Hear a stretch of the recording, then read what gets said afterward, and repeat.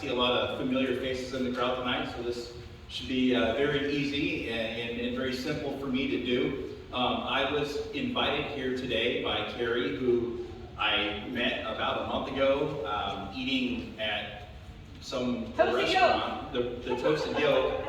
And then I saw her the next day, and then the next day, and then the next day, and then finally, me, my wife, and my kids were like, all right, I think God is trying to put us together for some reason here. So thank you for having me tonight. I sincerely appreciate it. I'm new at this, just like you. I'm not a politician. I'm not anybody special, except for I am a father, I am a husband, I am a former Marine, and I was a custom landscaper before I got hurt in 2016. So I'm excited to speak in front of you guys tonight because you guys are all advocates. And I was never an advocate until I had to become an advocate.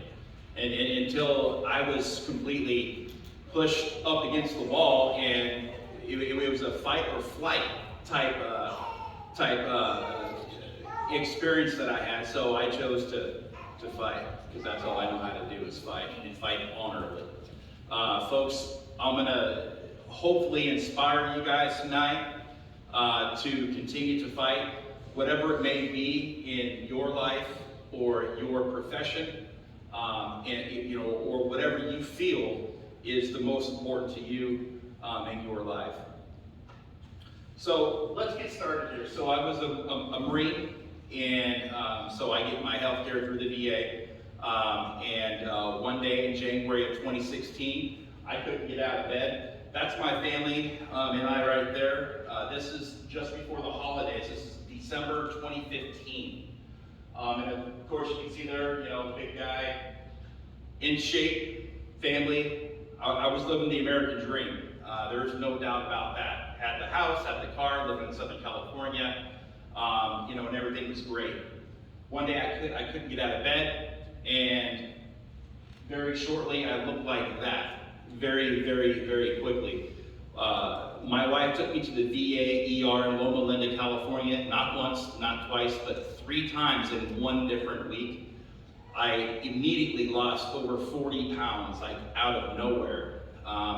I wasn't eating, I couldn't use the bathroom. I was in horrifying pain. I'm talking about pain that put me on my bathroom floor, my cold bathroom floor, and just trying to find some relief from the tiles, from all the pain that I was experiencing. What did the VA do? Delayed and denied care. They said I was fine. I got a shot of methocarbamol, a shot of Kinelog, a shot of Dilaudid, bags of pills, go home, you're fine. And that's what we continue to do. I thought I was doing everything the right way. My wife thought we were doing everything the right way.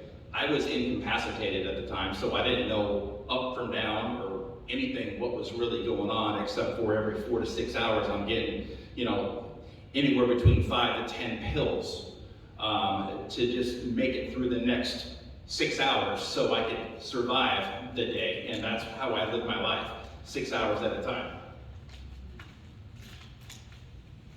Again, the shots, the drugs, the bags of pills. Yeah.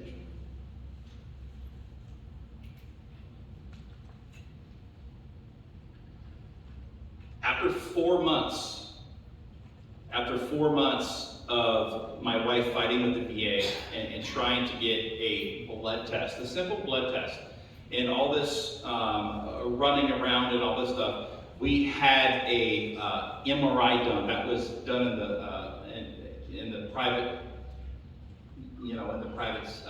sector, and they said I had a bunch of back problems and a lot of structural damage, and that I would need surgery. So at that point, they opened me up. A private surgeon in Scripps Hospital in San Diego opened me up, and they found that I had a bone-eating staph infection that was aggressively eating my spine and my internal organs for 4 months. So it did a slew of damage inside my body. So because of the infection that lived inside my spine for so long, it was dormant, and once it opened, and once it woke up, it just started to eat away. And because of the length of the infection in my body, it did, like I said, a ton of damage. You know, it ate away. I got a bad kidney now, my bladder's shot. I got to cap myself. It doesn't work anymore. And this all happened when I was 38 years old. I'm 45 now. One thing after another, 4 months of IV antibiotics.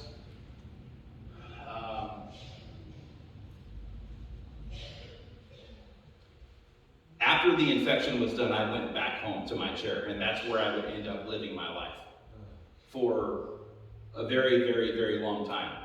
Depression, anxiety-riddled, broken man. And unfortunately, I didn't think I was going to make it many times. It was very sad to relive and to go through the accounts of what had happened, because it didn't even happen the way it happened. Knowing that my family means the world to me, my children, my wife, and all that was what mattered to me, and I was very close to losing all of that due to no fault of my own. About a year and a half after we had found out what had happened, it completely crushed the family. My business, my vehicles, my family car was taken away. I mean, we started to accumulate debt, credit card debt, you name it. Our life was changing, unlike anything that we had ever seen or could have ever imagined. And it was tough. It was very hard. It was a pride. You got a guy who's living the American dream. Everything's going great, and all of a sudden life, enters the arena, and I'm looking at adversity that I had never seen before, and we didn't know what to do. So it was all very much a learning experience for us. So what do? I get a myelogram, and we look at all of the damage and all of the permanent injuries that I had suffered from this nearly fatal infection. We file a tort claim within the VA. The Federal Tort Claims Act of 1946 states that if you are injured in a VA hospital due to neglect or malpractice, you can sue the government.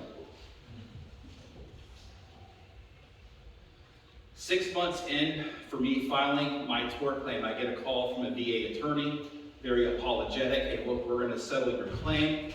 We're very sorry. We're apologetic. It should have never happened. It takes time. Be patient. And other than that, they claimed full responsibility, even went in the media and said, we're very sorry that Mr. Talley had to experience this type of malpractice and negligence. We failed to meet the standard of care. There was a breach in liability, and we will be settling the claim. Again, just be patient.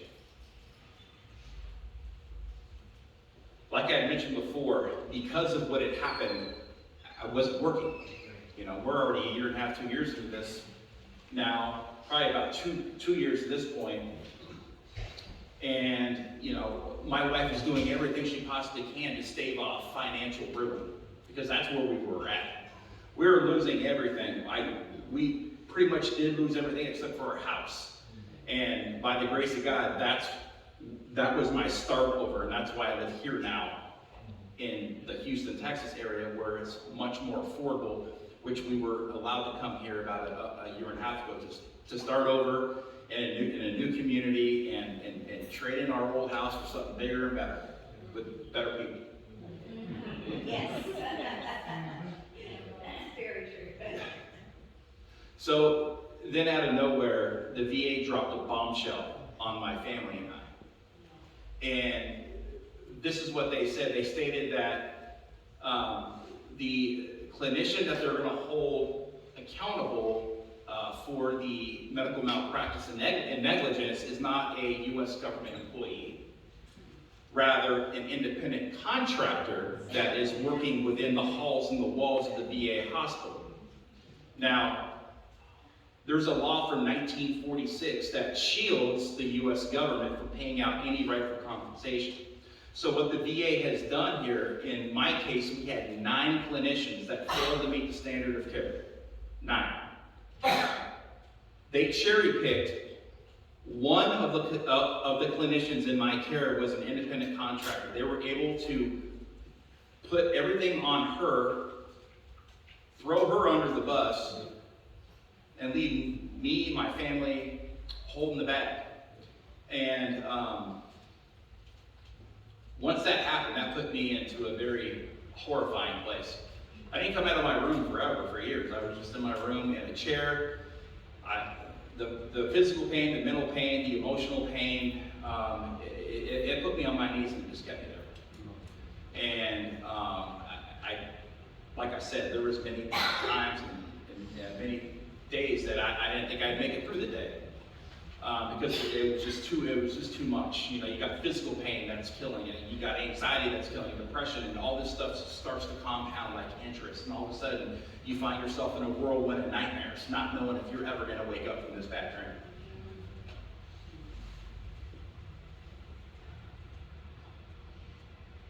To add insult to injury, that letter was written 3 days after my California state statute of limitations had expired. So what they did is they waited a year. That's why they said be patient. Hey, we're going to settle your claim, be patient. They watched that clock all the way until it struck 12. Once it struck 12, at that 1 year mark, they throw a letter in the mail. The letter states, we are no longer responsible. You got to sue the independent contractor in state court. However, I'm 3 days past my California state statute of limitations, so not one attorney would look at it. Nobody would take my case, and I was effectively stripped of my right to due process, justice, and accountability. So I started looking at this, and I'm like, 1946, this has been going on for 74 years. And I was a strong man, but I was 99% done. I was done. Especially after that latest news, I was done. So I know why and how that loophole has lasted for so long. It's very profitable for the white-collar, tie-wearing, Office of General Counsel attorneys over on Vermont Avenue in D.C., and it's really a bad deal for all the veterans who have fought war after war after war after war after war after war for our country, and have gotten very little back in return for the promises that they've made to us.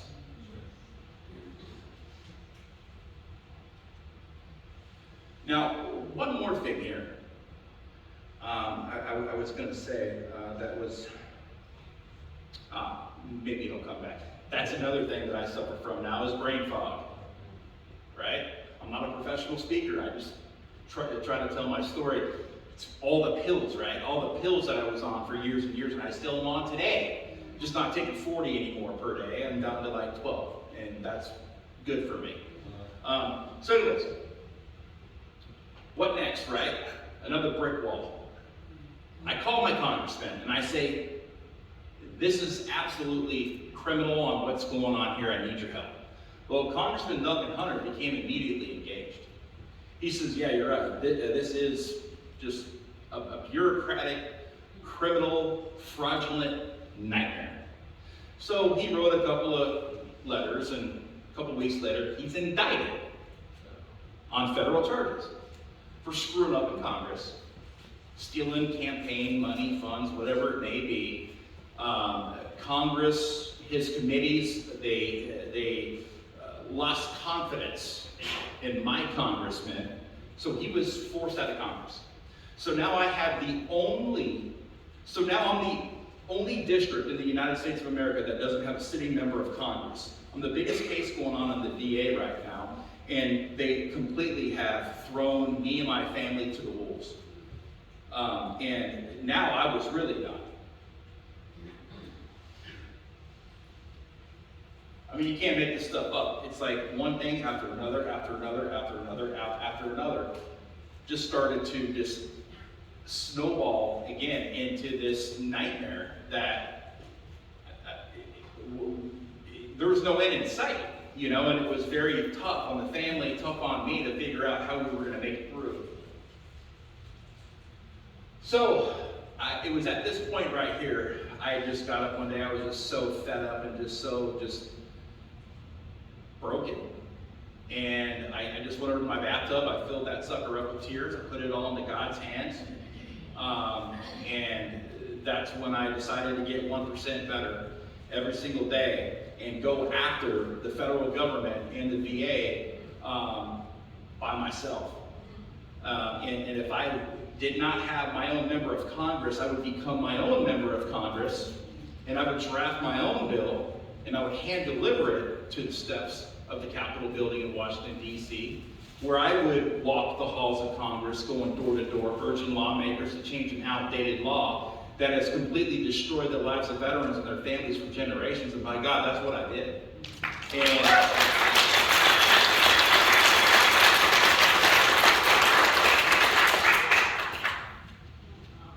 Again, I changed my little landscape office into a legislative war room. I took everything off the walls that I used to be proud of in my landscapes, and I had every single business card, every email, every note, every memorandum, who I talked to, when I talked to them, what we talked about, how long we did it for, period, the end. I had everything rock solid, and I had it all just so organized that I knew everything about every member of Congress, pretty much. And that's exactly how I entered this arena. I don't have any advocacy experience. I'm not college educated. I'm a Marine landscaper. So I had to pick up a law book. I had to pick up books on advocacy. I had to pick up ways to effectively communicate with folks that are larger than life. Because I had to be in their arena and I couldn't be scared, even though I was very, very fearful. And I had to build up enough courage in my most trying time of need. I was in so much physical pain, emotional pain, and mental pain, and I had to completely put that away. Completely put that away and put on this brave face, pack my pockets full of anxiety pills and just painkillers so I can make it through the day when I'm in DC trying to advocate on behalf of 20 million American veterans to change a law. Again, that has thrown me under under the bus and has destroyed thousands and thousands before me. So there I was, DC, good old stuff, walking the halls of Congress. So at this point, I was becoming a pretty good lobbyist, right? Again, I'm not a lobbyist. I've never had to lobby anything in my life other than, hey, you want me to do a really nice landscape for you? I'll do a really good job. Here's my portfolio, whatever. It was very difficult to sit in these meetings because members of Congress, they have 5 minutes, they have 5 minutes, they have 5 minutes, they have 5 minutes. And you got to go in there and you got to influence them very quickly. You got to get right to the point. I learned that very much so. And I know a lot of the times too, the Holy Spirit has come down into me and I've been writing emails and I'm like, all right, you need to do this, you need to do this, you need to do this. And I'm like, nah. I read it to my friend, nah, delete the email. Delete the email, delete the email. So again, what we think as normal people, it is completely different from what lawmakers think. And so when I took this on, I knew that I could not just go in there and slander and name drop and be what they are. I had to be different. I needed to be heard. I needed to earn a seat at that table. And once I got a seat at the table, I never gave up my seat until my mission was complete. And that right there is how I killed these guys with kindness. I had to kill them completely with kindness. Because I was afraid too.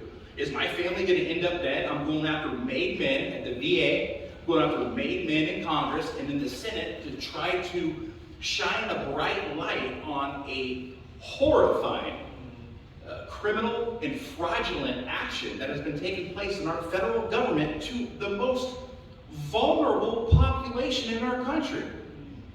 Veterans. 22 veterans a day commit suicide in this country. It's not all due to wounds of war. It's not.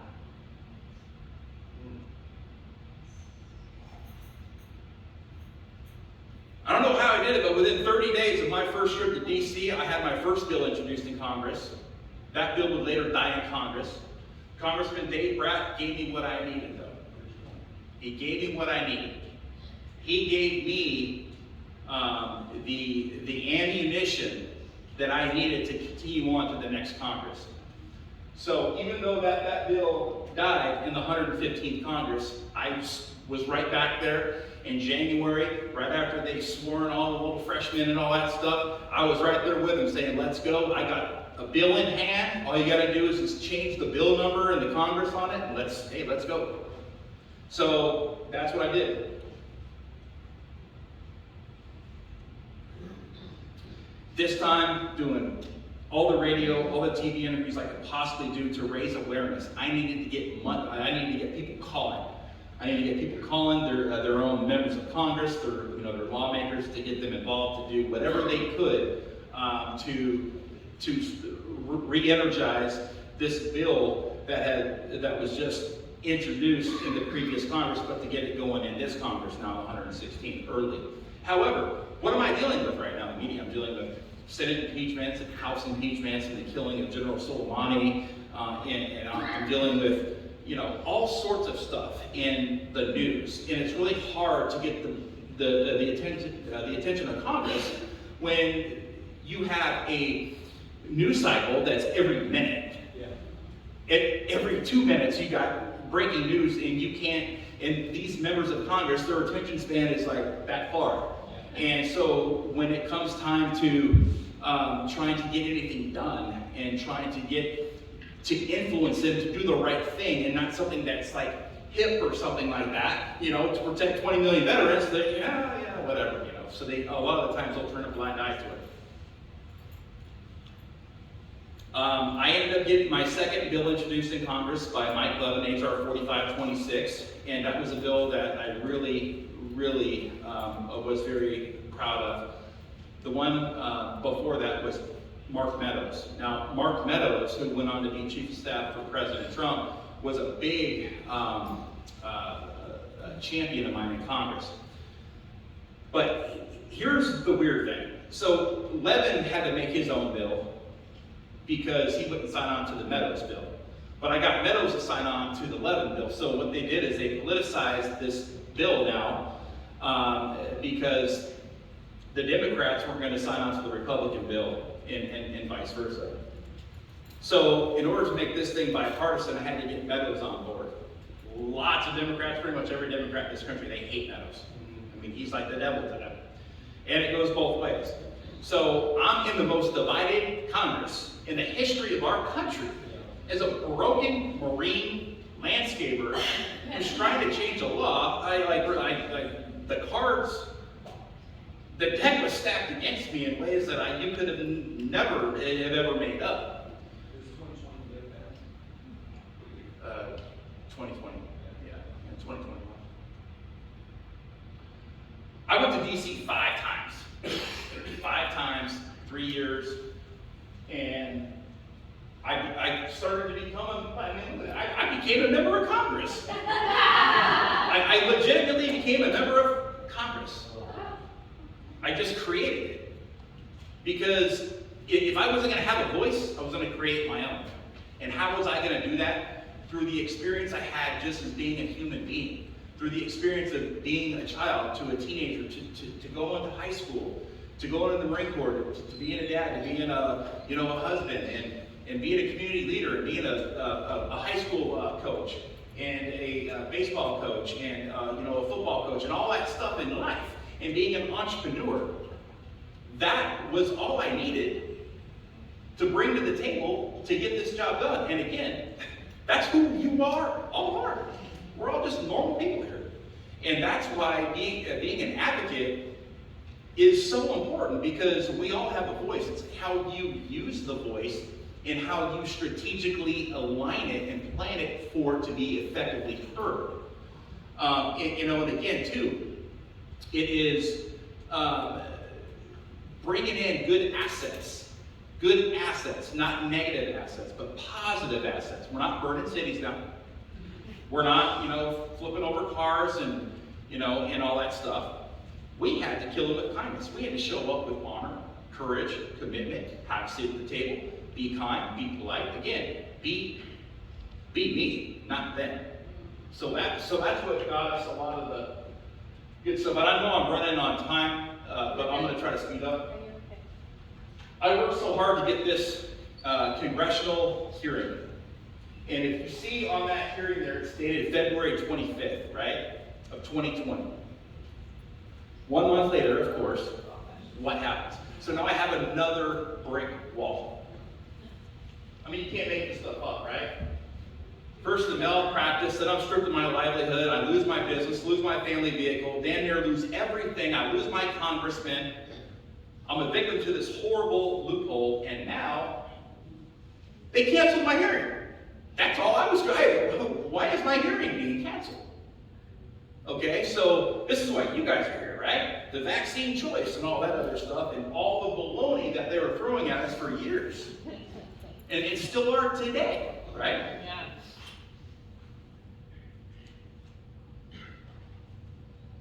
And then this happens. So again, how am I supposed to stay in front of Congress in a never-ending news media cycle? How am I supposed to stay in front of the media when all they want are these big stories? They don't care about Congress or Veterans Administration legal loopholes for medical malpractice. That happens all the time in the VA. There's great doctors in the VA. There's great nurses. There's great clinicians. But when accidents and mistakes happen, there has to be accountability. Period. The end. With anything in life. Okay? So I am not anti-VA. The VA has done a lot of great improvements over the years. This was never anything because the VA is bad. This is not going to prevent medical malpractice from happening because everybody makes mistakes. We're human. And that's the human aspect that I brought to the table. But I said, once they happen, the veterans have got to have a clear path of legal recourse. That's it. A clear path of legal recourse. I think every veteran at least deserves that. Especially after going through medical malpractice or death. A lot of the times the medical malpractice victims won't survive. And then you have a surviving spouse trying to figure this stuff out. And again, you want to know why this legal loophole's been around for so long? Because it's bulletproof. It's bulletproof.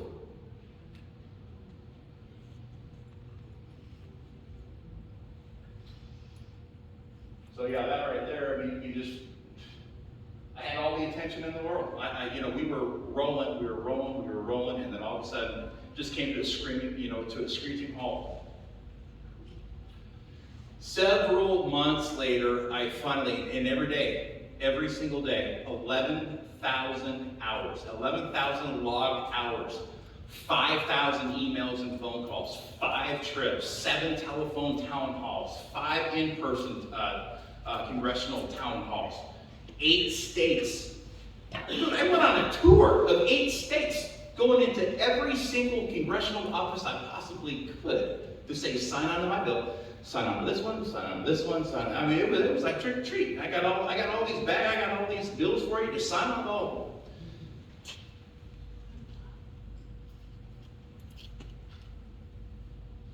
So now in the 116th Congress, we have 2 bills in action, H.R. 3813 and H.R. 4526. I knew that time was running out. We had our hearing, as you can see on there, a couple slides ago with Takano and Levin. My bills passed unanimously out of the VA committee, and that was a big step right there. So once we got out of committee, I knew that it was going to be passing the House very, very soon after that. So I immediately went to the Senate. And I went through my log of everybody that I met with over the last 3 years, and I picked out 2, a Democrat and a Republican, who showed, fairly, like they wanted to be involved somehow, some way. So once I told them, hey, look, we had action in the House, now I needed a Senate companion bill. And I needed it like now. And so I got Senator Blumenthal, and I got Tillis. And they put something together immediately, had it sent over, and in a very late night session of the Senate, and I think it was December, I got a call at like 12:30 at night saying that it had passed the Senate, but they had made it one amendment to it. So it would have to go back to the House, in which it had just passed a few days prior. So we were literally down to like the last few legislative days on the legislative calendar to get this bill passed. And then on January 5th, right? Just look at the date on that. And I almost had another roadblock. But I was able to slide in there, and it was safe right before the,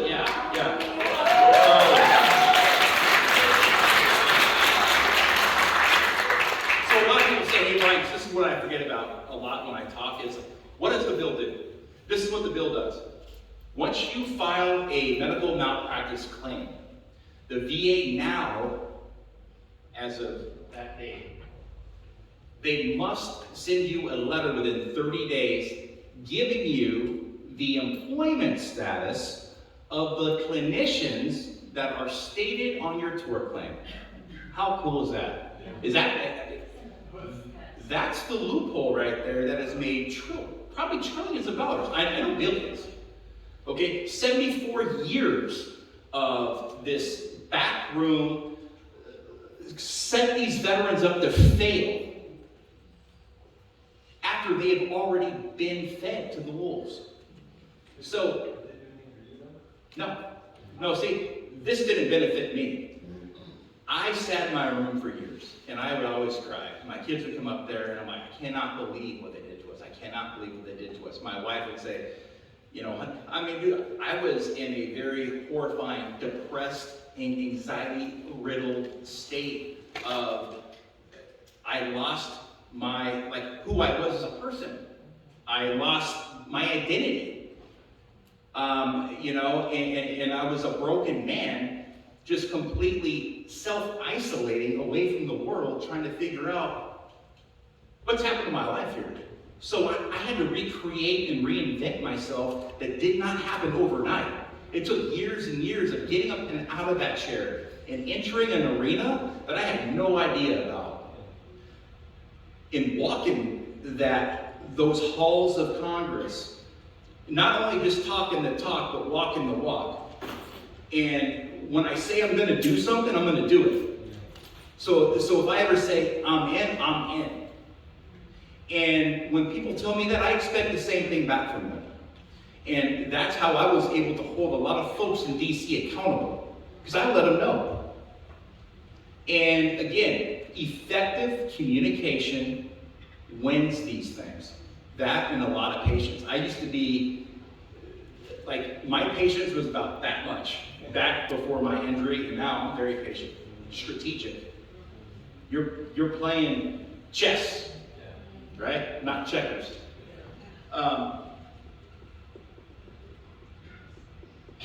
So we got the bill passed, which is great, and now that's my family. My family and I have been through a lot over the last, for 5 years, we were in a really bad spot, but we never gave up on each other. We never, ever, ever cracked. My family came out of this thing completely unscathed. Yeah, we have some bad memories, but not because of my family, whatever. It was because of the circumstances. But what we did is we saw the circumstances, and we completely tried to turn it all around, and we played ball with the equipment we had. And it wasn't the best equipment, but we made it work, right? And so that's my story. It's very, very, very fast, 45-minute, hour, whatever, how long I just spoke. But this thing spanned 5 years and 11,000 actual advocacy hours. So if you're interested, I just wrote a book. I have them for sale in the back. This is what I do now. I like to speak, and I like to sell my books.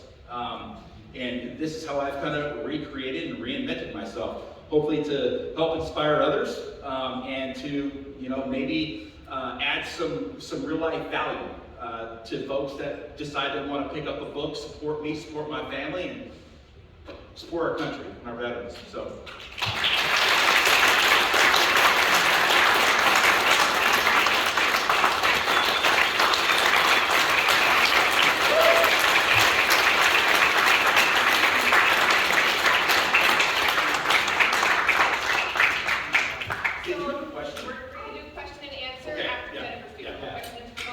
And one more thing, I wanted to give a book, and I don't give these challenge coins out to anybody. And I want to present this to Carrie. I know she's been she's